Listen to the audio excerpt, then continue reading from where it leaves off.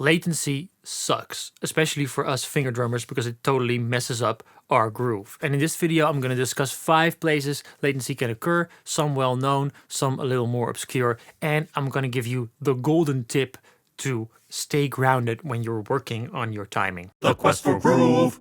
Okay, so over here is the entire list of all the 5 latency occurrences I'm going to discuss, and maybe you already know some of them, then you can skip to a later point in the video. Okay, so we're going to start with number 1, the most obvious one, that's buffer size. If you have an audio interface, you have to be able to set the buffer size. Every audio interface has a manual, and in that manual, it will definitely be discussed how to set the buffer size. You have to make the buffer size as small as possible, and the end result should be that the output latency of your sound card is at least lower than about 6 milliseconds, preferably even lower than that, like 4 milliseconds or something. I'm not going to explain how to do that. You have to check what sound card you use or what audio interface you're using, and then set the buffer size accordingly. If you make the buffer size very small and stuff starts crackling, or you get all these clicks and pops, it might mean that you have to upgrade your computer, or even buy a new computer. It depends on how old your computer is. But that's buffer size. It has to be super small, and otherwise you'll hear an audible delay. Okay, the second one. Plugins inside your DAW. So if you use a digital audio workstation like Cubase or Ableton or whatever, you can insert plugins on the channels, or even a plugin on the master bus.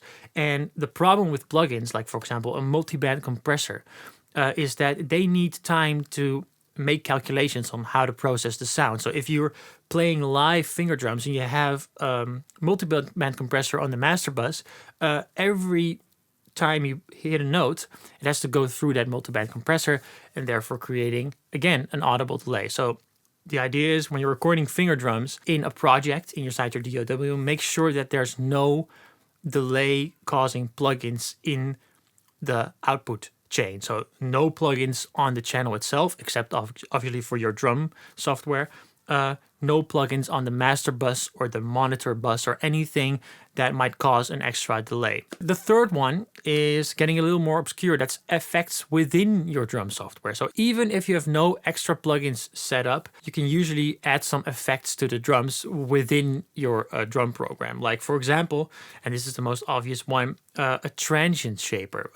That's usually used, for example, to get a softer snare hit, or a more snappy snare hit, or a more snappy kick drum hit, for example. And if you use the built-in transient shaper of your drum software, that can lead to a slower perceived attack time. Because, for example, if you want to hit a snare and you want to make the transient a little softer, what happens is you hit the snare and it slowly fades in, which means there's a couple of milliseconds of audible delay.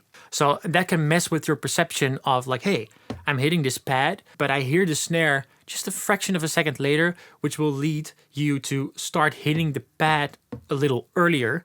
And in your recording, that will sound as rushing, even though you're not actually rushing while playing it live. It's just recorded rushed. So even inside your drum software, try and cool it a little bit with the effects, like delays, reverbs, transient shapers, stuff like that will confuse your brain in where does a note start, where does a note end, and it will make it harder to play exactly in time.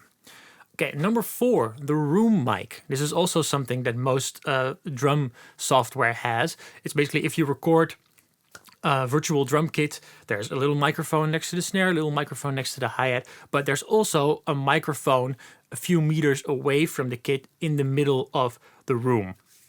And what you're dealing with here is that because the microphone is a little further away from the drum kit, you're dealing with the actual delay of sound, because sound takes time to travel across a room, and it's so slow, relatively slow, that if you're a few meters away from the sound source, there will actually already be an audible delay. So if you're playing drums and in your drum sound you have the room mic set up, and you have the room mic pretty loud, so that it basically is just as loud as the direct mics, or maybe even louder than the direct mics, the problem is that you'll start hearing the drums as if you're playing the drums with a super long stick. So the drums are over there, like 6 meters away, and you're hitting the snare with a super long stick from 6 meters away, and the sound has to travel to your ears, and therefore you start hitting the snare pad again too early so that the sound reaches your ears at the right time, and therefore leading to a rushed recording again. So the room mic, make sure that it's either off or very softly when you're recording drums. Obviously, when you're mixing, after you did the recording, put in as much room as you like for like cool ambiance or nice sound. That's all fine. But when you're playing, try and focus on those direct mics a little more, because they're more direct and therefore they give you a better sense of what you're playing at what time. Okay, number 5, the distance to your speakers. So this is a real life problem instead of like a virtual problem.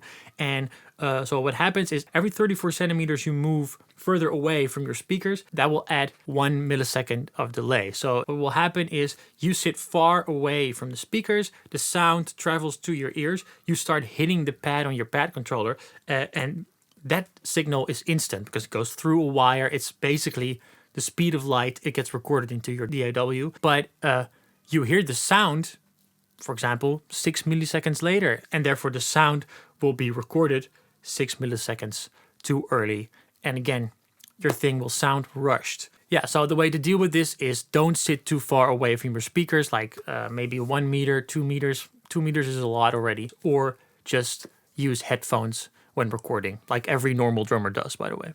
Right, so the golden tip is that when you're practicing and when you're working on your timing on a pad controller, you have to turn off all sound once in a while and just listen to your fingers hitting the pads. This is a great way to recalibrate and kind of get your brain back into the real world. Because if you're only in this virtual world with like unexpected delays, latencies, stuff like that, it might get a little confusing as to like, where is the one? Where is the beat? Am I on top of the beat? Am I behind? Am I late? And as soon as you turn everything off and just get grounded in reality a little bit, that usually helps a lot. Okay, so that's it for this week's video. I've also written a blog post about the same subject in case you want to kind of get into more detail. The link is in the description below. And well, good luck. And I hope to see you again next week.